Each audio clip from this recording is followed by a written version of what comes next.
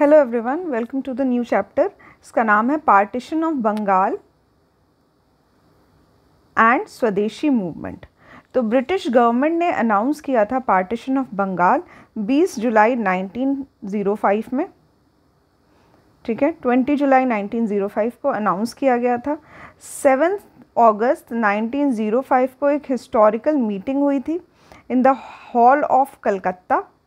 तो कलकत्ता में ये डिसाइड हुआ कि हम लोग एक स्वदेशी मूवमेंट लॉन्च करेंगे to boycott the partition of Bengal. तो इंडिया के लोग इस चीज़ के फेवर में नहीं थे कि बंगाल का पार्टीशन होना चाहिए, और कलकत्ता में लोगों ने मिलके डिसाइड किया था 1905 में, 7 अगस्त 1905 को, कि हम लोग स्वदेशी मूवमेंट जो है वो स्टार्ट करेंगे ना। यहाँ पे क्या हुआ था, एक बॉयकॉट का रिजोल्यूशन पास किया गया था कि जिसमें लोगों ने अपने प्रोटेस्ट का तरीका ये रखा था कि ब्रिटिश के द्वारा बनाए गए नियमों का उल्लंघन करना है, बनाए गए सामानों का बहिष्कार करना है, और इवन इनके जो कॉलेजेस हैं हम उसमें भी पढ़ाई करने से मना कर देंगे। तो ब्रिटिश से रिलेटेड हर चीज़ का हम बहिष्कार करते हैं।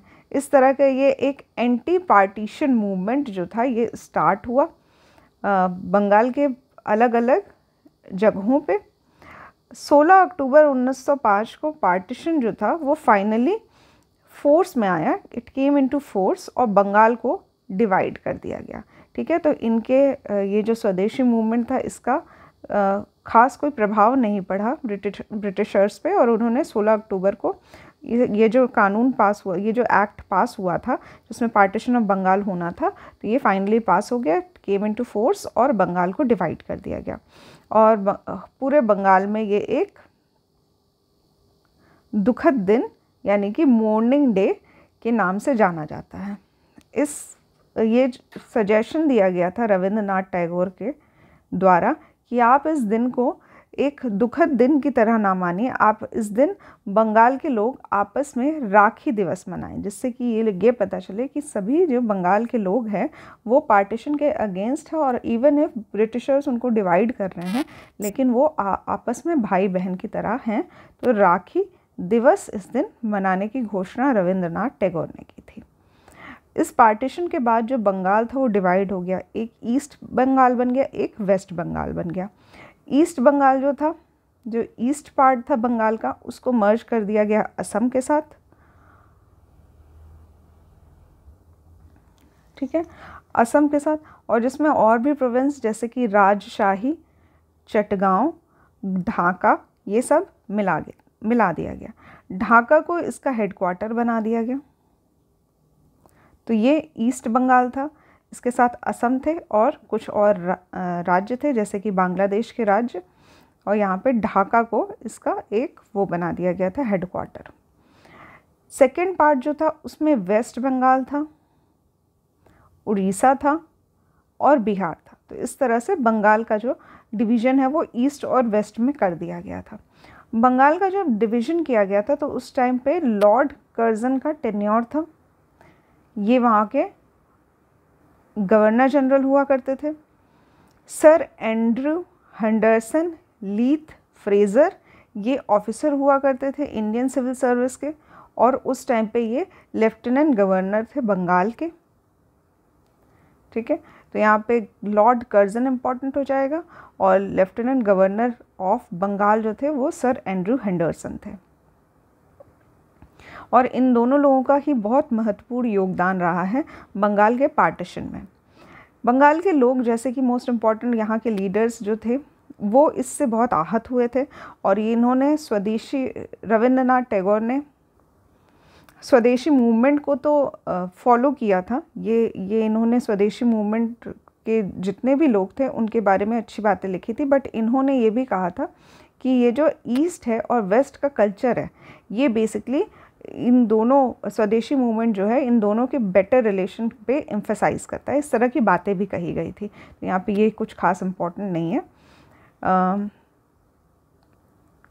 फिर इनका इवन ये भी मानना था कि ईस्ट और वेस्ट बंगाल के बीच में कुछ प्रॉब्लम्स तो चलती ही आ रही थी, और वेस्ट ने कुछ चीज़ें गलत भी की थी ईस्ट के साथ, लेकिन ईस्ट जो है ऐसा नहीं करेगा। मतलब ये कुछ बातें ईस्ट और वेस्ट बंगाल के बारे में कही गई है, ये भी कुछ खास इंपॉर्टेंट नहीं होगा ना। इम्पॉर्टेंट ये होगा कि कृष्ण कुमार मित्र ये एडिटर थे। एक बुक है संजीवनी, ठीक है, संजीवनी बुक या मैगज़ीन है, जिसका एडिशन जो है 1905 में लॉन्च हुआ था और इसके एडिटर थे कृष्ण कुमार मित्र। इस पर्टिकुलर बुक में फर्स्ट टाइम ये बात कही गई थी कि लोगों को, बंगाल के लोगों को बॉयकॉट करना चाहिए ब्रिटिश के बनाए हुए चीज़ों को, ठीक है, बनाए गए कपड़ों को, बनाए गए सर्विसेज को, इस तरह की चीज़ों को, ब्रिटिशर्स की चीज़ों को अवॉइड करना चाहिए और हमें दुख प्रकट करना चाहिए इस पार्टीशन का।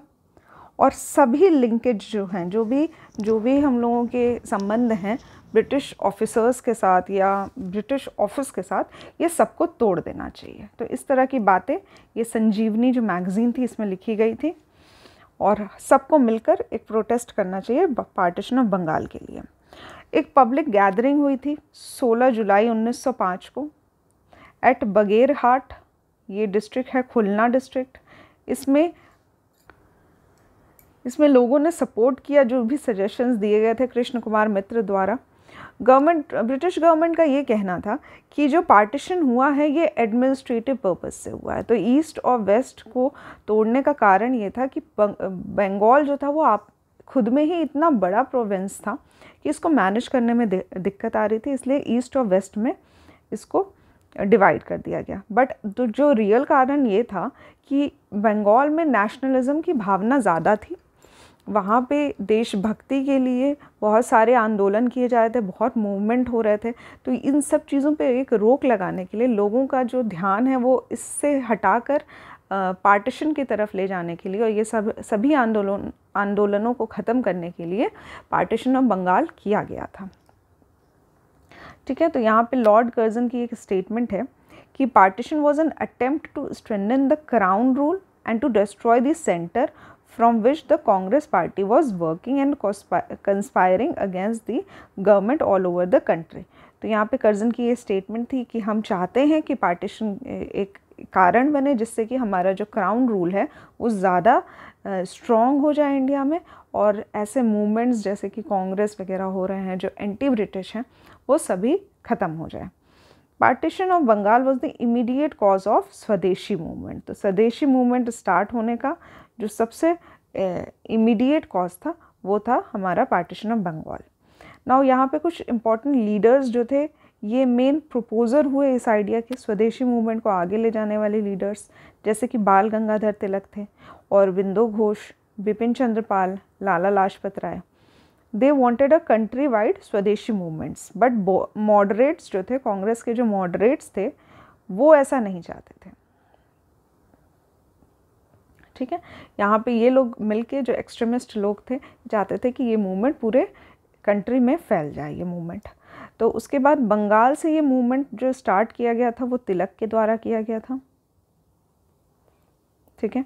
तो यहाँ पे तिलक के द्वारा स्टार्ट किया गया था और इन्होंने इसका प्रचार प्रसार किया बॉम्बे और पुणे तक।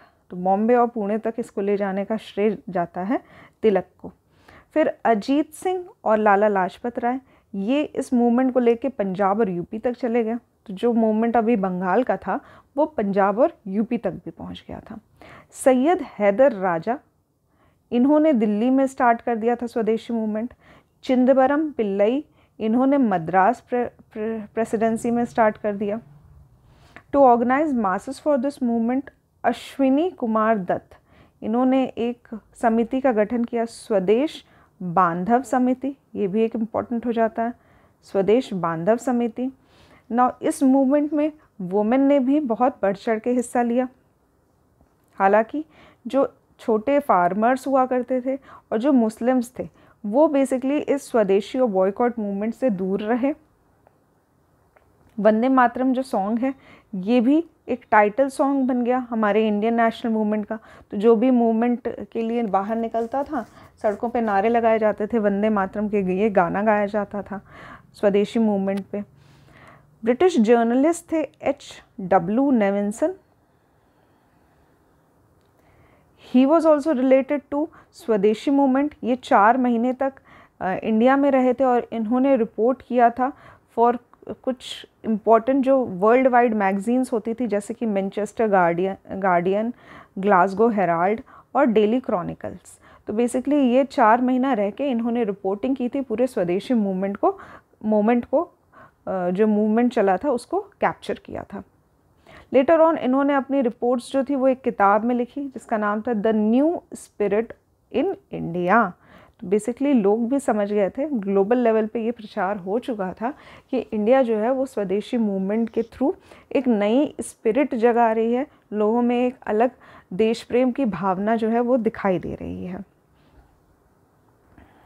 इसी बीच Indian society of oriental arts का जन्म हुआ 1907 में बाय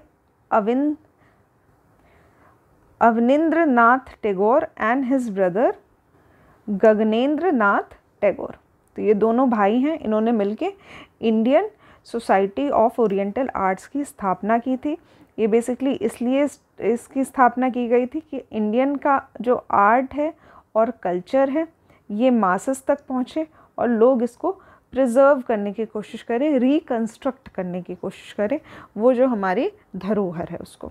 ठीक है, अब we'll start with the question answers. तो the first question is which of the following occurred last. तो इनमें से सबसे लास्ट में कौन हुआ है? एनेक्सेशन पॉलिसी, ब्रिटिशर्स की जो हड़प नीति थी, परमानेंट सेटलमेंट, सब्सिडरी अलायंस और पार्टीशन ऑफ बंगाल। तो हम ये सब ऑलरेडी पढ़ चुके हैं, इसलिए जो सबसे लास्ट इनमें से हुआ है वो हुआ है पार्टीशन ऑफ बंगाल 1905। ठीक है, तो यहाँ पे परमानेंट सेटलमेंट जो हुआ था बंगाल में वो शुरू हुआ था कॉर्नवालिस के द्वारा 1793 में। सब्सिडरी अलायंस जो था वो लॉर्ड वेलेस्ली के द्वारा किया गया था। और जो डॉक्ट्राइन ऑफ लैप्स है, हड़प की जो नीति थी, वो लॉर्ड डलहौजी ने शुरू किया था 1848-56 के दौरान। ठीक है, और पार्टीशन ऑफ बंगाल जो था वो कर्जन के द्वारा हुआ था 1905 में। नेक्स्ट क्वेश्चन है with reference to civil administration in 1905 which of the following statement are correct. तो पहला है कि Lord Curzon decided to rearrange the provincial boundaries, ये सही है। दूसरा है a new province was constituted called East Bengal and Assam. तो यहाँ पे क्या हुआ था कि कर्जन को एडमिनिस्ट्रेटिव थोड़ा रिफॉर्म करना था ताकि एडमिनिस्ट्रेशन इनका और स्ट्रॉन्ग हो सके। तो उसके लिए इन्होंने बंगाल के जो प्रोविंसेस बाउंड्रीज़ हैं उसको रीअरेंज किया। ठीक है, डिवाइड कर दिया, एक ईस्ट और वेस्ट बंगाल बना दिया और इन्होंने ईस्ट बंगाल और असम को एक कर दिया। तो इस तरह का ये जो स्टेटमेंट है ये दोनों सही हो जाएगा। नेक्स्ट है anti partition movement of Bengal was initiated on. तो ये कब स्टार्ट हुआ था एंटी पार्टीशन मूवमेंट? 7 अगस्त 1905। नेक्स्ट क्वेश्चन है the declaration of partition of Bengal was done on. तो जो डिक्लेरेशन हुआ था पार्टीशन ऑफ बंगाल का ये हुआ था 19 जुलाई 1905। तो 19 जुलाई 1905 को डिक्लेयर हुआ था। फाइनली ये केम इनटू फोर्स ऑन 16 अक्टूबर 1905 और 7 अगस्त 1905 को लोग स्वदेशी मूवमेंट में चले गए थे। नेक्स्ट क्वेश्चन है in the context of Indian freedom struggle 16 October 1905 is well known for which one of the following reason. तो इस दिन पार्टीशन ऑफ बंगाल जो था वो केम इनटू फोर्स। ठीक है, next question is which movement started after partition of Bengal. तो start हुआ था swadeshi movement. Next question is the swadeshi movement took place in India during. तो it took place during the anti Bengal partition agitation. तो जब anti Bengal partition चल रहा था उस टाइम पे स्वदेशी मूवमेंट जो था वो लाइट में आया था। Next question is name the viceroy of India concern with Bengal partition. तो ये थे Lord Curzon. Next question is the lieutenant governor of Bengal at the time of partition of Bengal. तो ये जो गवर्नर जनरल थे ये थे sir Andrew Fraser. Option number A जो हो जाएगा वो सही हो जाएगा। इनका पूरा नाम था सर एंड्रू हंडरसन लीथ फ्रेजर, ये पूरा इनका नाम है। इस टाइम पे ये लेफ्टिनेंट गवर्नर ऑफ बंगाल हुआ करते थे। Next question is who among the following led the agitation against the partition of Bengal. ठीक है, तो ये एजिटेशन जो लीड किया था इन्होंने, विद्रोह का जो क्रांति थी वो स्टार्ट की गई थी सुरेंद्र नाथ बनर्जी के द्वारा। ठीक है, तो इम्पॉर्टेंट नाम हो जाएगा option number A. Next question is who among the following were the critics of swadeshi movement and pleaded for better understanding between east and west. तो यहाँ पे रविंद्रनाथ टैगोर जी जो थे उन्होंने कहा कि वेस्ट का बिहेवियर थोड़ा सा ख़राब हो रहा है ईस्ट के साथ, और ये सही नहीं है। पार्टीशन को अगर रोकना चाहते हैं तो आपस में ईस्ट और वेस्ट को आपस में खुश रहना चाहिए, और इसलिए ये क्रिटिक थे एक तरह के स्वदेशी मूवमेंट के। तो ये हो जाएगा correct answer Rabindranath Tagore. Next question is who was the first to suggest the boycott of British goods in Bengal. तो पहले व्यक्ति जो थे जिन्होंने सजेस्ट किया कि स्वदेशी मूवमेंट अगर करना चाहते हैं तो हमें बहिष्कार करना पड़ेगा विदेशी कपड़ों के, विदेशी सामानों के, तो ये कहा था कृष्ण कुमार मित्र ने। करेक्ट आंसर हो जाएगा कृष्ण कुमार मित्र। नेक्स्ट क्वेश्चन है the boycott of British goods was adopted as a national policy in. तो ये 1905 में अडॉप्ट की गई थी एज अ नेशनल पॉलिसी कि अगर हमें कोई मूवमेंट करना चाहिए तो सबसे पहले हमें बहिष्कार करना चाहिए ब्रिटिश सामानों का।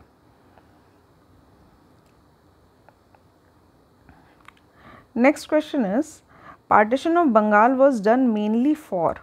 तो ये यहाँ बंगाल में जो देशभक्ति की भावना थी जो जन्म ले रही थी उसको कमज़ोर करने के लिए बंगाल का पार्टीशन किया गया था। तो करेक्ट ऑप्शन हो जाएगा to weaken the growth of nationalism in Bengal. Next question is the following programmes were launched by the nationalist against the partition of Bengal.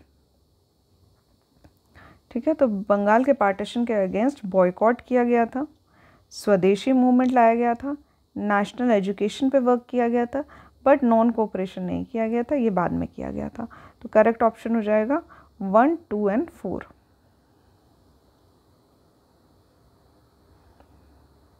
ठीक है, तो यहाँ पे बॉयकॉट मूवमेंट चलाया गया था, मतलब इसमें जो भी फॉरेन की बनी हुई सामान है, फॉरेन के बने हुए कपड़े हैं, फॉरेन की चीज़ों को बहिष्कार किया गया था। स्वदेशी का भी आइडिया कुछ ऐसा ही था। उसके बाद ये जो था ये हर क्लासेस तक बच्चे, स्कूल के बच्चे, कॉलेज के बच्चे, वुमेन, मुस्लिम का उतना योगदान नहीं रहा है, बट वुमेन्स और बाकी जो और लोग थे ये सब इस मूवमेंट में पार्ट करते हैं। फार्मर्स और मुस्लिम्स जो थे इनका थोड़ा सा कम योगदान रहा है, बट स्टिल रहा है योगदान, तो एकदम कम तो नहीं मान सकते, तो इनका कंसीडर किया जाता है, इनका रिलेटिवली कम योगदान रहा है। बट बाकी सारी चीज़ें हो गई है, स्वदेशी इंडस्ट्रीज़ लगाई गई जैसे textile mills, banks, chemical works, insurance companies, इस तरह की कंपनीज को सेटअप किया गया, स्वदेशी स्टोर्स लॉन्च किए गए, और नेशनल एजुकेशन और इंडियन लैंग्वेज को प्रोमोट किया गया, रीजनल लैंग्वेजेस को। Which movement was started as a reaction to the partition of Bengal. तो करेक्ट आंसर हो जाएगा swadeshi movement. Next question is with reference to swadeshi movement consider the following statement. तो यहाँ पे 2 स्टेटमेंट दी गई है, हमें बताना कौन सा सही है। पहला कि swadeshi movement contributed to the revival of indigenous artisan craft and industries. तो स्वदेशी मूवमेंट जो था उसकी वजह से कई सारे इंडस्ट्रीज सेटअप हुए, जिसके वजह से इंडिया में जो लोकल लोग थे उनको काम करने की अपॉर्चुनिटी मिली। लोकल जो आर्टिसन थे, क्राफ्टमैन थे, इन लोगों को काम मिला और इंडस्ट्रीज़ का सेटअप किया गया। तो ये हो जाता है सही। नेक्स्ट है जो the national council of education, इसका भी ये भी इस्टेब्लिश किया गया था as a part of swadeshi movement. तो ये भी एक इम्पॉर्टेंट हो जाता है कि नेशनल काउंसिल ऑफ एजुकेशन, जिससे कि लोकल लैंग्वेजेस में एजुकेशन या फिर हिंदी लैंग्वेज में एजुकेशन जो थी वो स्टार्ट हो गई थी। तो यहाँ पे हो जाएगा ये दोनों ही स्टेटमेंट सही है। Next question is the swadeshi and boycott were adopted as methods of struggle for the first time during the, तो ये पार्टीशन ऑफ बंगाल जब हुआ था उस टाइम पहली बार स्वदेशी और बॉयकॉट को अडॉप्ट किया गया था as a method of struggle. Next question is what was the immediate cause for the launch of swadeshi movement. ठीक है, तो जो इमीडिएट कॉज था वो था partition of Bengal done by Lord Curzon. Next question is Bengal was partition in 1905 but due to opposition it was again divided in,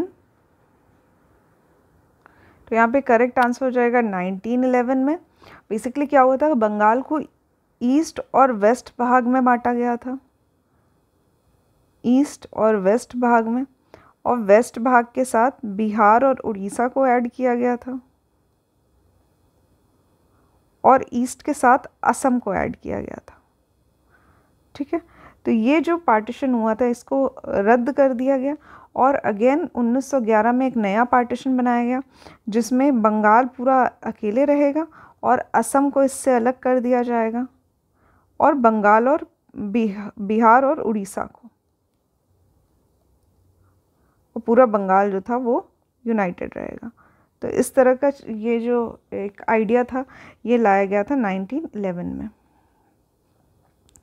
ठीक है, तो एक सेरेमनी हुई थी, सेरेमनी वेलकम था जिसमें कि किंग ऑफ यूके से किंग आ रहे थे, तो ग्रेट ब्रिटेन के जो किंग थे उस टाइम पे जॉर्ज 5 और क्वीन मेरी, ये लोग दिल्ली दरबार लगा था, इसी में ये लोगों का आने का स्वागत होना था 1911 में। तो जब ये प्रेजेंट हुए थे दिल्ली दरबार में तब इन्होंने डिक्लेयर किया कि किंग ने अबॉलिश कर दिया है पार्टीशन ऑफ बंगाल। ठीक है, और जॉर्ज ने ये भी डिक्लेयर किया था उस टाइम पे कि इंडिया की जो कैपिटल है वो अब कलकत्ता से दिल्ली को शिफ्ट हो जाएगी। ठीक है, बंगाल को पूरा पूरा रीऑर्गेनाइज कर दिया था एक नए प्रोविंस में, उड़ीसा और बिहार को अलग कर दिया गया था बंगाल से और असम को एक नया स्टेट बना दिया गया था इंडिया में। ठीक है, इसके साथ सिलहट ऑफ असम को भी ज्वाइन कर दिया था, तो मतलब ये पूरा पूरा असम बन के तैयार हो गया था। In which year partition of Bengal made by Lord Curzon was cancelled, तो ये कैंसिल हुआ था 1911 में। Again same question, when was Bengal reunited due to protest by Indians, तो ये हो जाएगा 1911।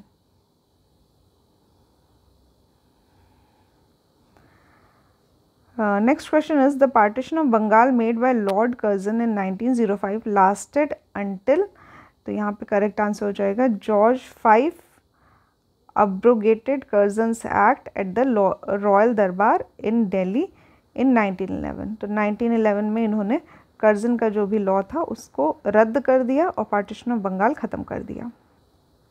Next question is who was the leader of swadeshi movement इन मद्रास, तो मद्रास में जो लीडर थे वो थे चिदम्बरम पिल्लई। ठीक है, तो इन्होंने लीड किया था मद्रास से। लोकमान्य तिलक जो थे वो लीड कर रहे थे मुंबई पुणे से। अजीत सिंह और लाला लाजपत राय लीड कर रहे थे पंजाब और उत्तर प्रदेश से। सैयद हैदर राजा जो थे ये दिल्ली से लीड कर रहे थे। Next question is who among the following led the swadeshi movement at Delhi, तो दिल्ली से जो लीड कर रहे थे वो थे सैयद हैदर राजा।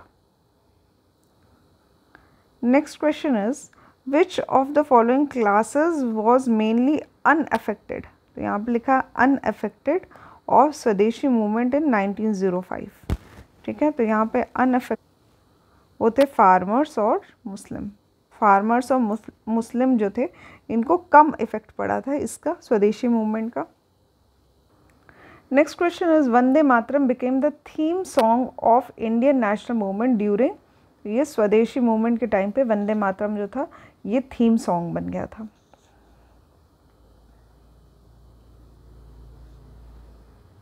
यहाँ पे स्वदेशी मूवमेंट के टाइम पे क्या होता था कि लोग जो थे वो ऑफिस नहीं जाते थे, ऑफिस को क्लोज रखा जाता था।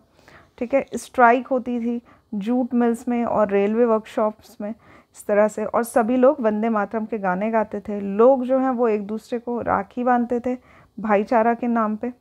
ठीक है, तो राखी बांधी जाती थी। इस तरह से ये पूरा मूवमेंट जो था ये पूरे इंडिया तक फैल गया था। नेक्स्ट क्वेश्चन है, with reference to the period of extremist nationalist movement in India with its spirit of swadeshi which one of the following statement is not correct. तो यहाँ पे नॉट करेक्ट पूछा गया है, स्वदेशी मूवमेंट के बारे में कौन सी बातें सही नहीं है। फर्स्ट है, Liaquat Hussain led the Muslim peasants of Barisal in their agitations. In 1889, the scheme of national education was formulated by Satish Chandra Mukherjee. तो ये स्टेटमेंट हो जाती है सही, ठीक है। यहाँ पे ये स्टेटमेंट गलत है। लियाकत हुसैन ने मुस्लिम पीजेंट्स जो थे उनको किसी भी तरीके का कोई भी इंसाइट नहीं किया था, कोई भी एजिटेशन नहीं हुआ था। Next option is the Bengal national college was founded in 1906 with Aurobindo Ghosh as principal. तो ये भी सही है।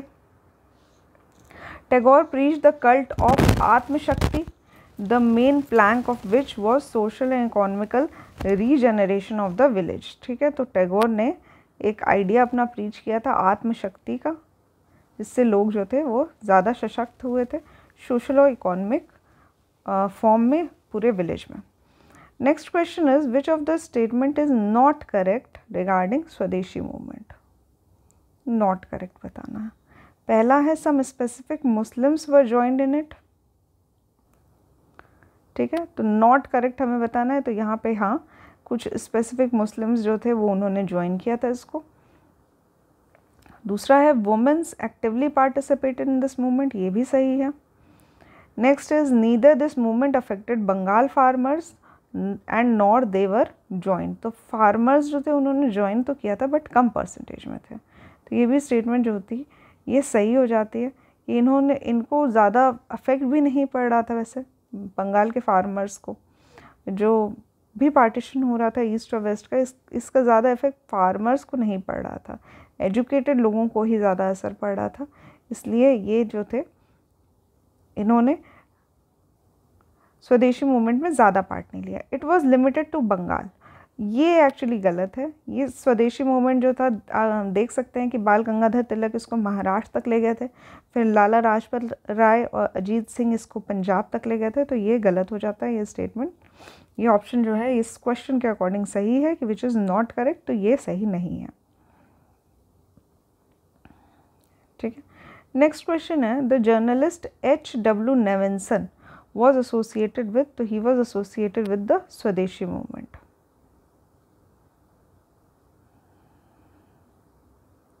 Next question is who among the following has founded the Indian Society of Oriental Arts to revive the ancient art tradition of India?